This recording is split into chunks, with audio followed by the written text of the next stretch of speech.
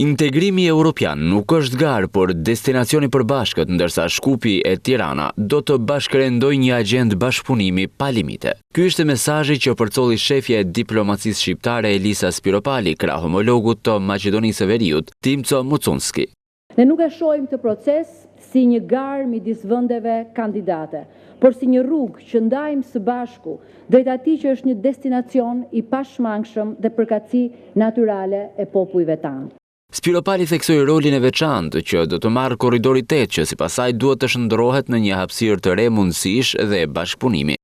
Ministeriali i parë për korridorin 8, që do të mbahet në Tiranë në shkurt 2026, duhet të jetë pikëthese për të institucionalizuar bashkëpunimin 5 palësh, Itali, Shqipëri, Maqedoni e Veriut, Bullgari, Rumani, dhe për të miratuar një kornizë të përbashkët strategjike dhe me rezultate konkrete. Gjatë takimit dy palësh, Spiropali u ndal tek respektimi i marrëveshjes së Ohrit, për çka tha se duhet zbatuar plotësisht dhe pa ekivok.